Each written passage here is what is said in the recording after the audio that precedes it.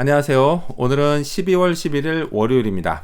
오늘은 욥기 34장 1절에서부터 30절까지를 본문으로 큐티 가이드를 시작하겠습니다. 먼저 오늘 이 본문을 통해 제가 묵상한 하나님은 악과 불의를 결코 행하지 않으시는 분입니다. 제4의 인물인 엘리후가 등장했습니다. 그 역시 적절하지 못한 말로 욥을 책망하고 정죄합니다. 하지만요, 그가 하는 말에도 앞선 세 친구와 마찬가지로 맞는 말도 있습니다. 자, 그는 하나님이 이런 분이라고 말합니다. 10절 말씀을 읽겠습니다. 그러므로 너희 총명한 자들아 내 말을 들으라. 하나님은 악을 행하지 아니하시며 전능자는 결코 불의를 행하지 아니하시고. 자, 그의 말처럼요, 하나님은 악과 불의를 결코 행하지 않으십니다. 자, 이것이 그리스 로마 신화에 나오는 신들과 하나님의 큰 차이점입니다. 사실 신도 아니지만요. 자, 어쨌든 그 신들은 선을 행하기도 하지만 또한 악과 불의를 행하기도 합니다. 그래서 믿을 만한 신이 아닙니다. 일관성이 없기 때문이죠. 자, 하지만 진짜 신이고 또한 유일한 신이신 하나님은 그렇지 않습니다. 언제나 일관성이 있으십니다. 어떤 상황에서도 결코 악과 불의를 행하지 않으십니다. 언제나 선과 거룩을 행하십니다. 자, 이 때문에 하나님은 어떤 상황에서도 믿을만하고 또 신뢰할 수 있는 분입니다. 이 사실이요, 제게는 참 중요합니다.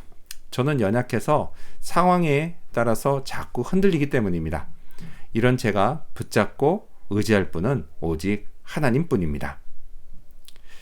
자, 그렇다면 계속해서 오늘 이 본문을 통해 제가 발견한 인간의 모습, 어떤 게 있을까요? 오늘은 욥을 모함하는 엘리후를 볼 수 있습니다. 자, 엘리후가 나서게 된 이유는 욥의 친구들이 말문이 막혔기 때문입니다.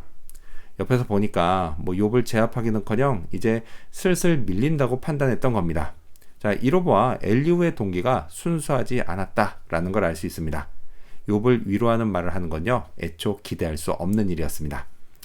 네, 그래도 그렇죠. 엘리후는 처음부터 너무 나갑니다. 7절에서부터 9절까지 말씀을 읽겠습니다. 어떤 사람이 욥과 같으랴. 욥이 비방하기를 물 마시듯 하며 악한 일을 하는 자들과 한패가 되어 악인과 함께 다니면서 이르기를 사람이 하나님을 기뻐하나 무익하다 하는구나. 네, 실은 욥이요, 이런 적이 없습니다.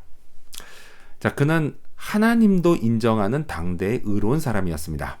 그래서 이건요, 명백히 엘리후가 욥을 모함하는 겁니다.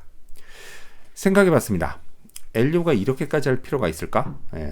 굳이 모함까지 하면서 욥을 책망하고 정죄할 필요가 있을까? 사실 없습니다. 책망하고 싶으면요, 그냥 책망하고 말면 됩니다.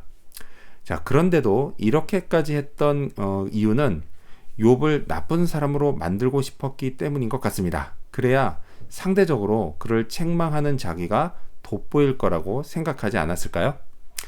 이런 태도를 조심해야 합니다. 저도요, 얼마든지 이 엘리후 같은 잘못을 저지를 수 있습니다. 자, 그렇다면 끝으로 오늘 이 본문을 통해 나에게 주신 교훈이 뭘까요? 그건 재판관이 되려고 하지 말자입니다.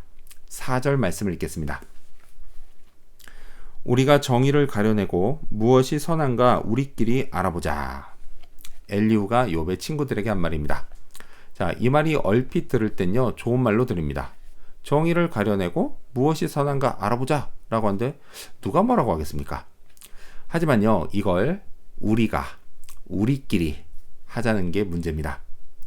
인간은 다 불완전해서요, 정의와 선을 가려내고 알아내는 건 역시 불완전합니다. 따라서요, 이 일은 인간의 몫이 아닙니다.